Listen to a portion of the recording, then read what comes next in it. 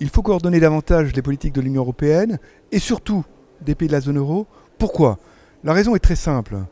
La zone euro se situe dans une situation d'excès d'épargne, un fort taux d'épargne, un excédent courant très important, 4 points de produit intérieur brut, vous voyez, en 2015. Bon, une partie est liée bien sûr à la baisse de la facture énergétique, un bon point, mais il reste 3 points d'excédent courant, c'est-à-dire d'excédent, si vous voulez, de balance commerciale plus de flux de revenus, alors même que le taux de chômage est à 10% en moyenne dans la zone euro. Donc vous voyez, un haut taux de chômage signifie que nous souffrons dans la zone euro d'un déficit de demande par rapport à l'offre possible, entre autres l'offre de travail possible, et d'un autre côté, nous avons un excédent courant très très important.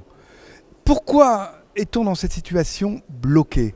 Eh bien, nous sommes bloqués parce que l'excédent d'épargne et l'excédent courant se situent dans un pays, principalement, l'Allemagne, le plus gros pays de la zone euro, qui lui est à 8 points de produit intérieur brut d'excédent courant. Vous voyez, c'est quelque chose de phénoménal à l'échelle de l'Allemagne, qui représente 25% de la zone euro. Et l'Allemagne est au plein emploi. Et donc ne voit pas pourquoi, bien sûr, elle relancerait en quelque sorte sa demande intérieure. Nous sommes complètement bloqués dans cette situation. Et par rapport à cette situation de blocage, il y a plusieurs, évidemment, réactions qui toutes vont dans le sens d'une meilleure, comment dirais-je, coordination des politiques économiques des pays de la zone euro. Première réaction, bien sûr, c'est le plan Juncker, davantage d'investissements coordonnés au niveau de l'Europe. C'est quelque chose de très bon, quelque chose de très positif. Néanmoins, vous voyez, 315 milliards sur 3 ans, c'est-à-dire un petit peu plus de 100 milliards par an pendant 3 ans, c'est un point de produit intérieur brut de dépenses d'investissement supplémentaires chaque année pendant 3 ans. C'est bien, mais ça ne sera pas, bien sûr, à l'échelle des problèmes que rencontre de déséquilibre que rencontre la zone euro et l'Union européenne. Une autre solution, c'est en quelque sorte une meilleure intégration, une union institutionnelle un petit peu plus forte, la création d'un poste de ministre de l'économie et des finances, quelque chose qui pousse en quelque sorte vers plus de dépenses publiques. Ça prendra du temps, c'est des changements institutionnels, ça ne peut pas se faire très rapidement. La seule solution fondamentale à ce problème structurel que nous connaissons, c'est davantage de demande interne dans un pays qui est l'Allemagne et dont le bas taux de chômage, dont l'équilibre économique très très élevé, s'explique par une demande externe très très forte.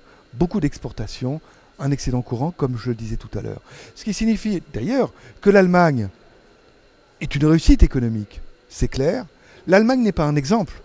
Pourquoi l'Allemagne n'est pas un exemple à suivre pour les autres pays? Parce que l'ensemble des pays de la zone euro, et encore plus de l'Union européenne, ne peuvent pas connaître un excédent courant à la mesure de ce que connaît l'Allemagne. Pour qu'il y ait des excédents courants, il faut que certains pays, évidemment, soient en situation de déficit courant. Donc plus de demandes en Allemagne, plus de coordination en Allemagne, plus de sens de ce que c'est que l'Europe et ce que c'est que le sens de l'intérêt en quelque sorte de l'économie européenne. Ça, c'est indispensable pour que l'Europe et la zone euro sortent de la trappe à demande interne insuffisante. Alors vous allez me dire, les Allemands répondent à cela, oui, mais chez nous, ça fera de l'inflation parce qu'on est déjà au plein emploi. Eh bien, tant mieux. Ça fera un double dividende pour les partenaires économiques de l'Allemagne, à la fois plus de demandes d'importation pour satisfaire ce surcroît de demande intérieure en Allemagne, et puis un petit peu d'inflation en Allemagne, c'est-à-dire des gains de compétitivité pour les autres pays qui commercent avec l'Allemagne. Ça sera un double dividende bienvenu dans la situation de déséquilibre interne à la zone euro que nous connaissons au jour d'aujourd'hui, sachant que, évidemment, les deux autres voies qui viennent tout de suite à l'esprit, relance budgétaire globale dans la zone euro, sont un peu bornées par les contraintes budgétaires de l'ensemble des pays, et puis la politique monétaire dans la zone euro est évidemment au jour d'aujourd'hui au taquet, elle est très très accommodante par rapport à ce qui est envisageable.